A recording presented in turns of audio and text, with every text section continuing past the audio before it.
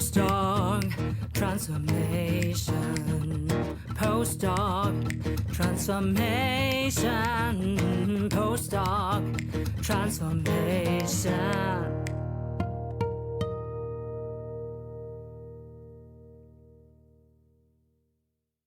Invest in your postdoc transformation. Welcome to the seasonal show for scientists leaping into business. In every sponsored episode, we are happy to recommend employers of choice for you. Make sure to check your readiness to leap out of science with us for free, as linked in the show notes. For your career transition, we offer customized career transition e-courses and memberships also at graduate schools all over the world. Maybe yours too. And if your university isn't yet our customer, enroll in your free email course for career transition made simple, as linked in the show notes. I'm your host, Professor Dr. Eleonore Soei-Winkels, with my team who is rooting for you. And let's build your postdoc transformation with this episode. Welcome back, postdoc transformers. This is the sequel episode of my repurposed TikTok Live with Professor Dr. Carlotta A Berry. Please also listen to the first part because that really has been inspiring for me as well. So, without further ado, next part. So, what advice do you have for students and young individuals who come from underprivileged and underrepresented backgrounds aspiring to follow in your footsteps? And I think that I've seen a couple of people here. Representation matters. It's difficult. Representation matters, though. And the biggest challenge is there's not a lot of us. So especially during the pandemic, there was a insurgence. I'm probably using the because not resurgence, insurgence of Black and X in the community. So now you can find like Black in astro, Black in engineering, Black in robotics. So unlike when I was younger, it's a whole lot easier now to find someone who looks like you. But I have a blog post that says, it's harder when someone doesn't look like you, but it's not impossible. So you want to always try to find a mentor who is supportive and will advocate for you, even if they're not the same race, the same gender, or the same age. Carlotta, your blog post is a really great resource, and I'll make sure that I will link to your blog as well. But right now, because of Black in engineering and Black in robotics and the Black and X community, there are ways and mechanisms. Right now, Black in robotics actually is having a mentoring program. So you find people who will be authentic and who are invested in your success. Yes, I saw that on your website. So blackinrobotics.org. You have Black in Robotics Student Conference Travel or Black in Robotics Google PhD Awards. So there are lots of resources. Look that up. Yes. I end up doing presentations all the time, and I have people walk up to me, grad students, undergrad students. I did a presentation at Boston Scientific last week and had two of the undergrads walk up and go, yes, will you mentor me? Mentoring me may be, I get them 15 minutes out of my day just to answer questions. They don't even want a lot. They email me and was like, do we need to send you a resume? No, just ask me your questions, baby. This ain't no job interview. You asked me to mentor you, not hire you, right? It does not require much. And like one of the young ladies just wanted to know, one of her professors, she feels, has made some racist comments in class. What should she do about it? I have had several Black female engineering students say similar things to me about a white male professor. I said, the first thing you do is you go document that by telling someone. If you don't feel comfortable doing it while you're in the class because that professor has a position of power, document that with an advisor, with a trusted mentor, and either after you graduate or after you're no longer in that class, make sure that gets reported to somebody. Okay. Were there instances when you had to challenge the status quo in academia to create a more inclusive space? How did you navigate those situations? Did you call out or shut them out?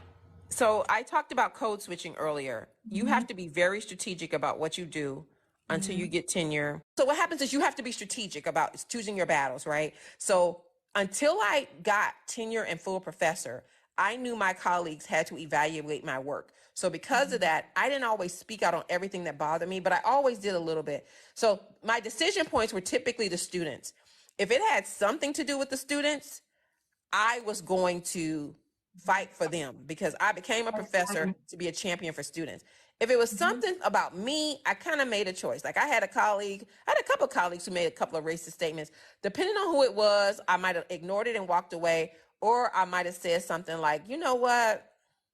That was just a little bit racist, because I feel like I could not also totally deny my voice because I wanted to be a full professor or I wanted to have tenure. Because I think it's important. Like, I left my first university because I had spoken out so much about how the students were treated. It drove me crazy. I could not stand it, and it used to make me itch and cry just to go to work. And I was like, I got to get out here. I can't take it. I cannot take the disrespect. So that's what made me leave that school. So that's how I decide. I speak out on a lot more now. I'm actually a little sad right now. It's because of the lack of diversity. Have you found this episode so far helpful for yourself? Well, maybe you can subscribe on YouTube, Spotify, Apple Podcasts, Podbean, or wherever you get our show. And also share this episode with your PhD bestie, because that would encourage us to help the underprivileged, underrepresented, and underserved early career scientists leaping into business. This would also ensure that you don't miss a future episode. Also, our subscription and listening numbers are key for finding the right sponsors for our show so that we can help you for free. And now, back to the show. And the challenges. Me and a colleague started a scholarship program for Black and Brown students and underrepresented students and women, right? And just because of this affirmative action decision, we've recently heard that they're going to take some of our work off the school website, because some people are now suing universities because of the affirmative action decision if they feel there's any bias towards majority students. So I still have to be a champion for those things, but I now have to be a lot more strategic about how I can formally do it. Like, I'm never going to stop. Like, the scholarship program still exists, but now recruiting is going to be an awful lot harder because people can't search the website to find stuff about it, right? And so I'm going to always speak out about those things, because if that was the reason I became a professor and I'm no longer using my voice for those things, I don't need to be in this job, or I'm in the wrong one. But finding ways to do it where you don't step on many toes. Now that I have full professor, I stomp away. I don't care. But before I did, I had to make sure, like my mentor, I did eventually get mentors. I know you asked the mentor question earlier. I did eventually get a mentor. So I have mentors that helped me through grad school, and now Black women engineering professor mentors. I just didn't know who they were then because there's so few. So now that I know them, one thing she said to me is, she's just like, you got to understand, you have to be there to help the students. If you don't get tenure, if you don't get full professor, you can't achieve your goal. So I had to play the game and do the dance to get to that point. That's another TikTok there. And did you know that we offer deep dive e-course workshops and memberships at graduate schools, maybe also at yours in the future? Ask your graduate school coordinator whether they want to book my services so that I can deliver them to you 24/7, 365 on your mobile device. And even better, if you get us paid by your grad school, we will pay you 50% recurring sales commissions. So you will earn money with us as we help you and your PhD besties to transition into business. We can build a postdoc transformation together. Woohoo! Can you reflect on the role that diversity and representation played in your academic and personal journey, and how they shaped your legacy? I think it shaped it because I didn't have it, right? I think having it can shape your legacy. Not having it can shape your legacy. Not having it shaped my legacy because I wanted to be there to be what I could not see. That was important to me. It also shapes how I engage with my students, whether Black, white, male, female. All of them can benefit from diversity. All of them can benefit from seeing a professor who doesn't look like the majority professor, or having someone who engages with them from a position of authority. Not so much now, but when I first got to my current school, being Indiana, Nebraska, middle of nowhere way, is them seeing you standing up in the front of the room is almost kind of jarring for some of them, because they've never seen a Black person or a woman who was not a mother figure, who was in a position of authority for them. And so because of that, I got a lot of questioning about my credentials, about whether I was competent, about if I was just hired to check a box for being a double minority. And so I am there for all of them so that they can see a different face to what STEM, what engineering, what academia looks like, and what people look like who can teach you, right? And it took a while to get them there.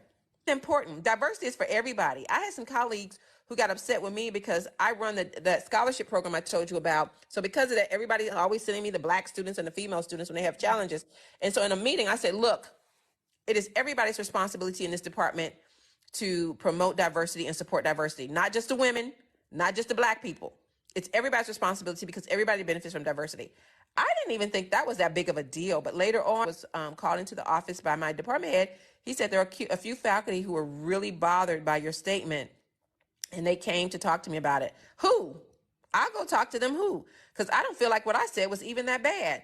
Yes, Rhea, yes. That lack of representation, that lack of diversity will send you running. I've been in some jobs where the microaggressions had me running for the hills. I've also worked at the HBCU that had me running for the hills too.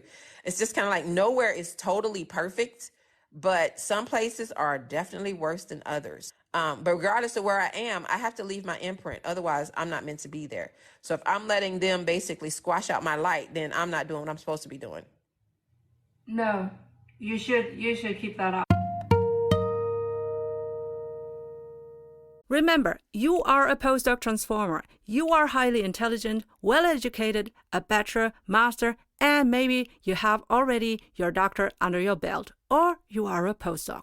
You are internationally experienced, fluent in English, a leader and expert in your prior research field. You're resilient, brilliant in adaptation and problem solving. You are eager to bring in the transferable and monetizable skills needed in many companies to embrace the future and to become or remain an innovator in their markets. All right, so next question. What strategies do you employ to help your students believe in themselves and their potential, especially when they face doubts due to their backgrounds? That one's really hard. And I think it goes back to that authenticity question again. Just because you fail an exam, a delay is not a denial. Just because you fail a class, a delay is not a denial. I will tell them I failed exams when I was in undergrad. I failed classes when I was in undergrad. It's not the failing that's the problem. It's what did you do after you failed? So what I do a lot of time is the coaching.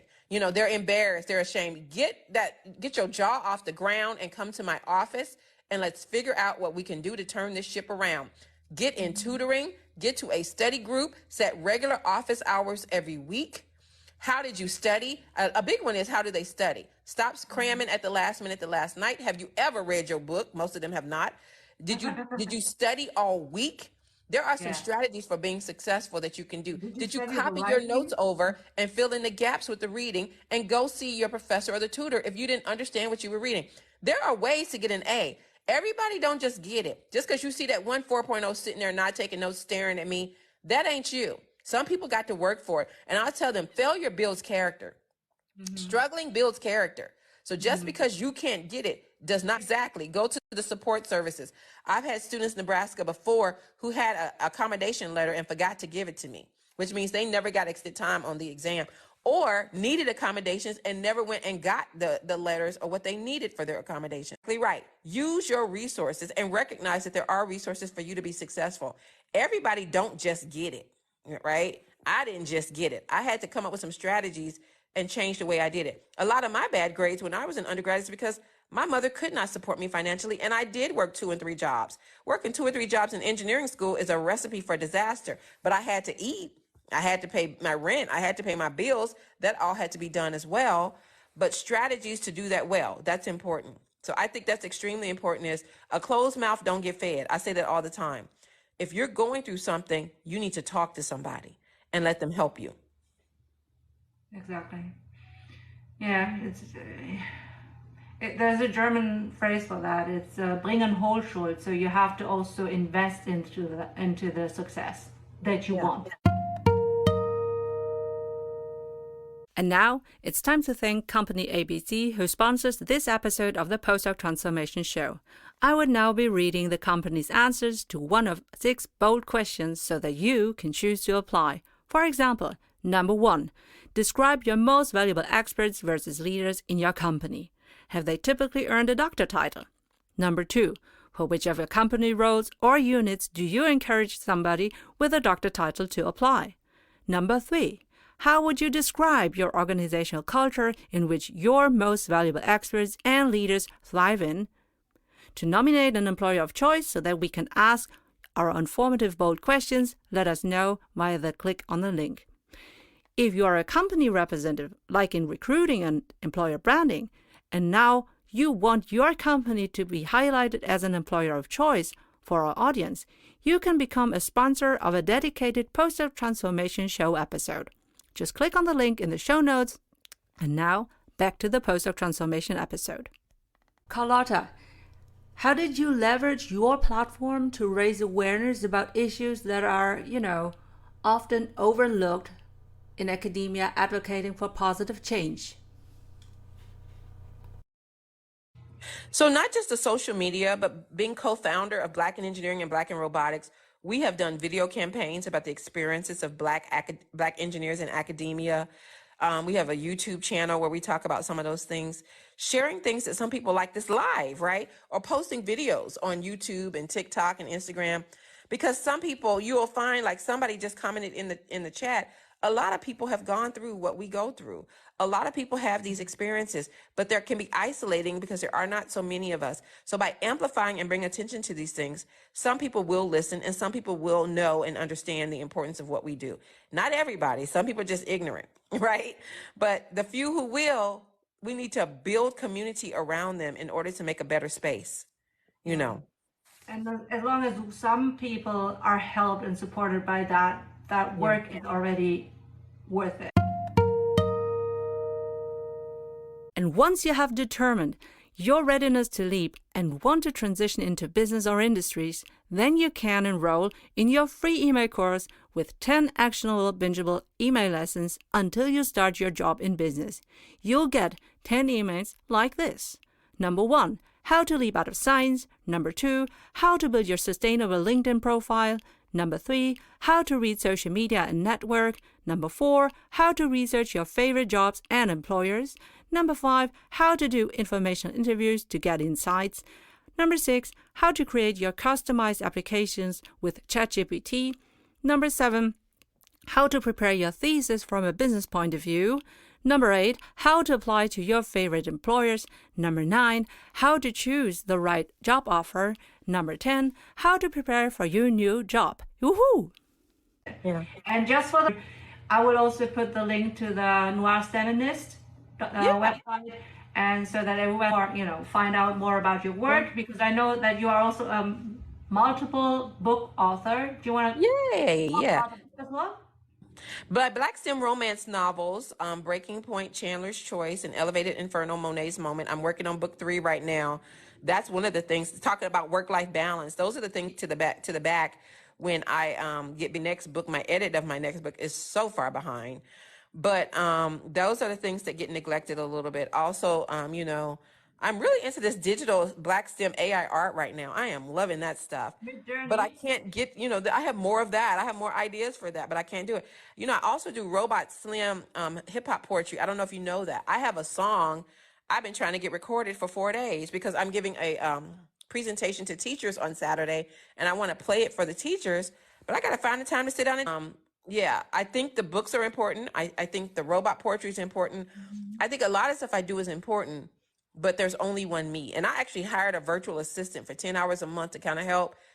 And I'm now learning, even that 10 hours she does is just not even putting a dent in all the stuff I'm trying to get done. But I guess it's better than nothing. So that's another way that we promote our discipline, is by showing people who don't look like the traditional mold doing some of these STEMmy things. This is why I do the robot videos, right? I could do all that robot stuff off of camera just as well, probably less work, but we want people to see. But this was my highlight of the day, regardless of whatever I will be doing now. You were my highlight today, and I'm so appreciative that you took your time in your busy schedule. So this round of applause is for you. All right, so this is the end of season 2, and literally we couldn't have asked for a better ending. With Professor Dr. Carlotta A. Berry, we are ending season 2 of the Postdoc Transformation Show on a high note. My team and I want to thank all postdoc transformers for listening to the previous 24 episodes helping scientists leaping into business.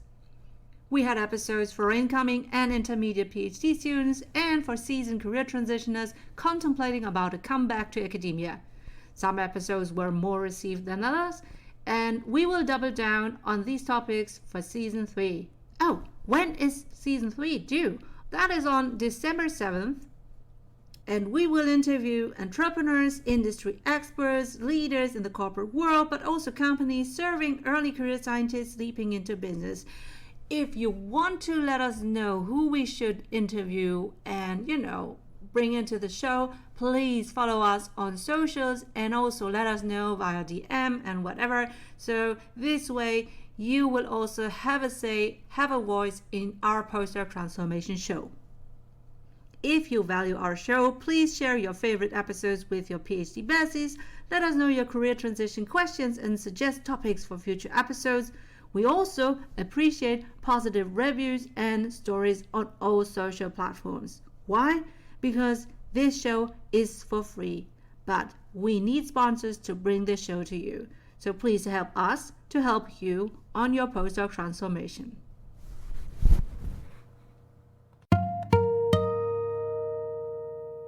Do you want a transcript of our episode?